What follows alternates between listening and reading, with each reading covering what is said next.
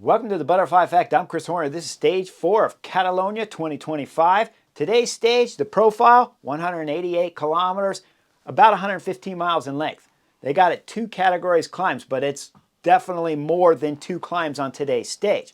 When the cameras come on, we're talking about 65, 70 kilometers to go.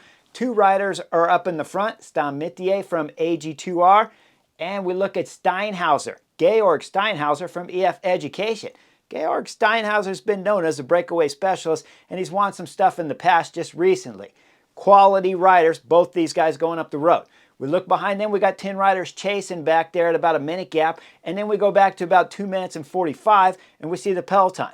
Who's on the front of the Peloton at this moment? UAE team members are on the front, and Ineos are riding the front. What? Ineos are riding the front? Yes, they're riding the front at this moment in time when the gap is up to about 2 minutes and 45 seconds. Now, let's rewind the film a little bit, go back to the riders meeting. If you're a UAE team member, it's in, you're in the bus. 2 tactics you can definitely play, possibly 3 we'll call it. You can play the tactic 101, you drill the team, you have the race leader's jersey with Juan Ayuso, that's important, and you have a 6-second gap on Primož Roglič, first page rider, 3rd best rider in the world at this moment. He's got a stellar resume, Grand Tour wins all over at the Vuelta a España and Giro d'Italia. So do you really want to go up against Primož Roglič to try to win this stage, or do you want to give away time bonuses to Primož Roglič if he was to beat you in the sprint? Okay, if you think you can drop him on the climb, tactic 101 is simple. Just go back to the SkyTrain days. You put UAE team members on the front, you drill everything back, you get in the climb, you light it up with Soler at the bottom, you bring Adam Yates in for 400 or 500 meters, maybe a 1K at the most, 500 meters probably about perfect, and then you launch Juan Ayuso, he drops everyone, he solos the stage. Does everyone at home believe that Juan Ayuso can drop Primož Roglič though? That's the real question. If you're UAE team members, that's tactic 101. We saw it in the Sky Days all the time with Chris Froome. That's why they won. But he was the best rider in the race. Is Juan Ayuso the best? He only has 6 seconds to play with, remember. Okay, another tactic UAE team members could do if they want to try to win the stage, put pressure on Primož Roglič. You can come into the last climb, bring everything back together, and you can do the tactic where Soler's attacking, Adam Yates is attacking, and Juan Ayuso is following nobody but Primož Roglič and making Bora Hansgrohe cover all of the moves. And then Juan Ayuso is in a position to win the stage if Primož Roglič is stuck in the wind, or possibly even drop him, win the stage, and take a few more seconds. That's a possibility too.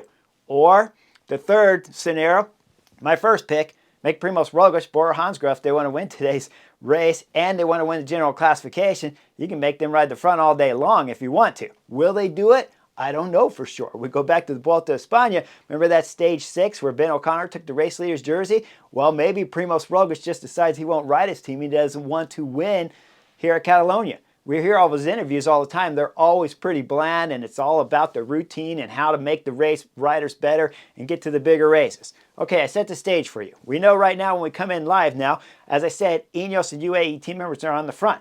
So why is Ineos on the front? I don't have any idea. They missed the move. They don't have anyone in the first 2. They don't have anyone in the 10.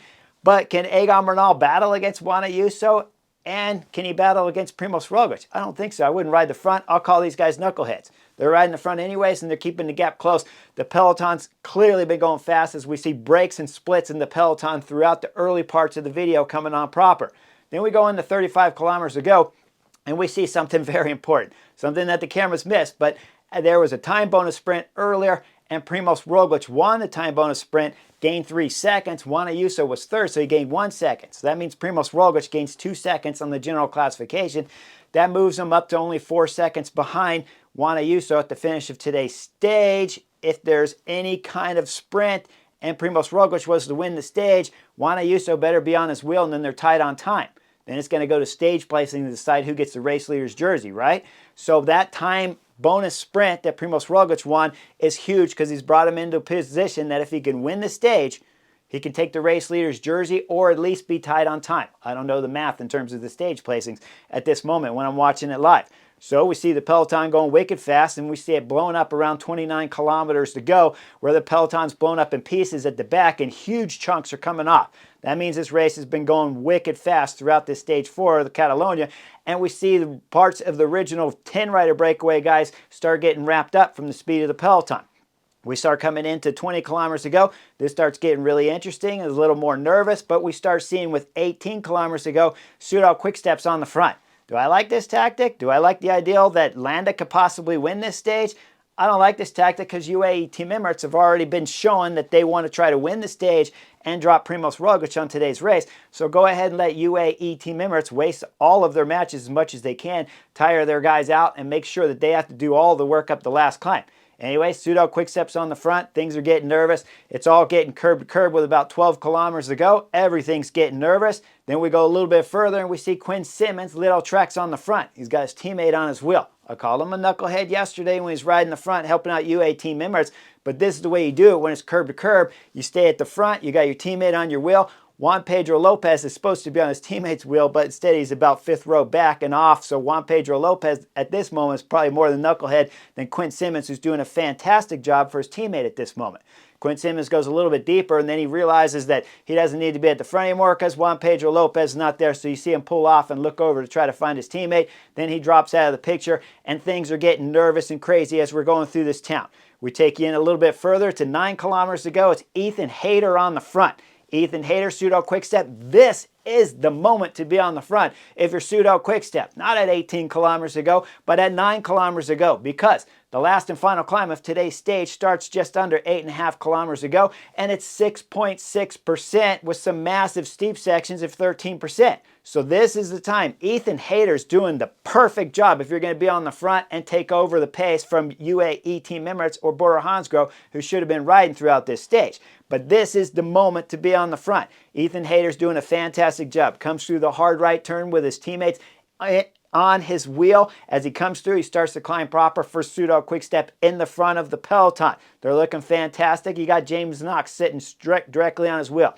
We go up to the 2 breakaway riders finally, and we see that is Steinhauser throwing an attack immediately when the climb started proper. He's dropping Stametier from AG2R, and Steinhauser's going solo with about a 1 minute and 5 second gap on the peloton behind. That's now being led by James Knox. Egan Bernal's in fine position. So we see UAE team Emirates are set up with Soler. Adam Yates is at the front of the peloton, so they must have an MO here planning on drilling it right now, because Adam Yates is normally not this close to the front. Juan Ayuso's up there, and we see that Red Bull Bora Hansgrohe with Primož Roglič has 2 teammates with him, so that's 3 Red Bull riders at the front right now.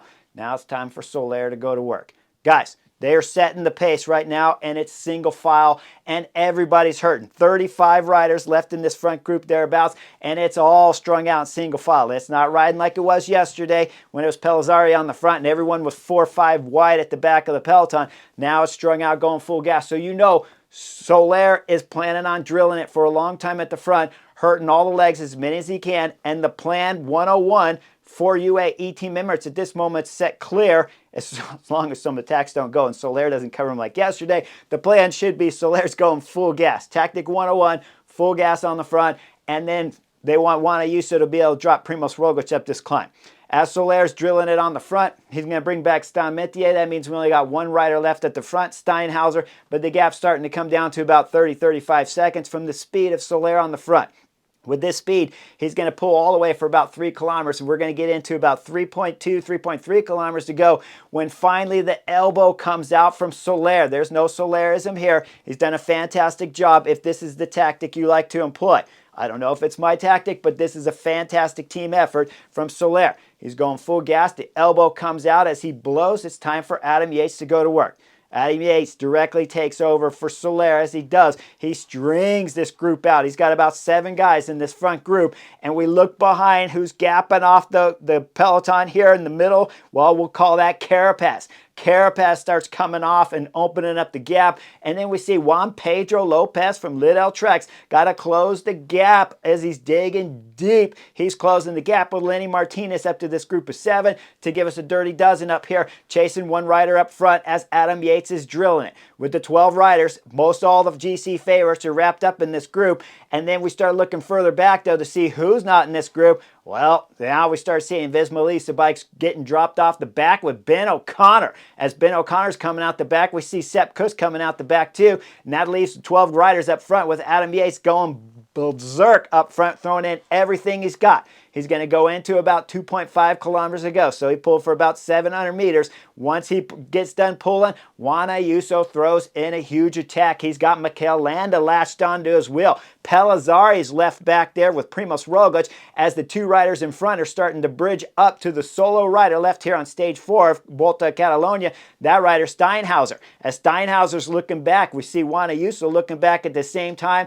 As both riders see that Mikel Landa's blowing, we see that Primoz Roglic is throwing in attack because Pellizzari's got no more legs left to help his team leader. So Roglic throws in a huge acceleration. He's got Enric Mas on his wheel. Quickly, they come up to the back wheel there of Landa real fast as Mas starts to drop off. Primoz Roglic flies by Landa. We see that Juan Ayuso's going solo now as he passed the last rider left here on today's stage 4. That was Steinhauser getting dropped, going off on the right side there. Now we got one chasing one, chasing one, chasing one. It's Ayuso going, Primoz Roglic in between, Landa in between, and Enric Mas in between. Everyone else is getting dropped back there. I pulled the film back just a little bit further. Egan Bernal was coming out the back as soon as the acceleration from Juan Ayuso went up the road. That got rid of Egan Bernal. Now we see that Enric Mas and Landa have lashed together, and Primoz Roglic has latched onto Ayuso's wheel with a pedal RPM that looks gracious right now coming up this final climb on stage 4. The two riders are together. We see that Ayuso throws out the elbow. Primoz Roglic comes through. He starts helping with the work, and these two riders start rotating. As behind what's happening, well, Enric Mas and Landa are getting caught by a group back there, and they're going to round out to about 6 or 7 riders, and they keep holding the gap to Juan Ayuso and Primoz Roglic up front.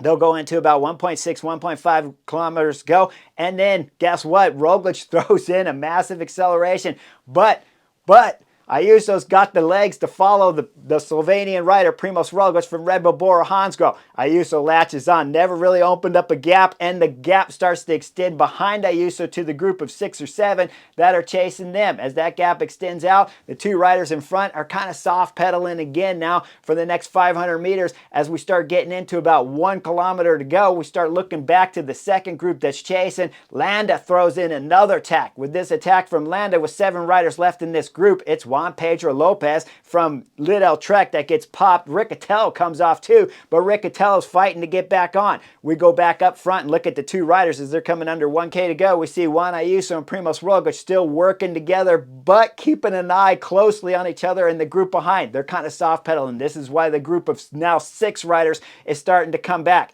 We go into 500 meters to go. Mikel Landa throws in a huge acceleration. He's going full gas, trying to close up to the back wheel, the 2 riders in front. As he's doing that, we're coming into 400 meters to go. Primoz Roglic sees it. He starts accelerating hard on the pedals to throw in another attack on Ayuso up here, but Ayuso's got the legs again to follow Primoz Roglic. Now we're coming into 200 meters to go. We look at the back as that acceleration from Primoz Roglic extended the time back out to the group of now 6 riders back there.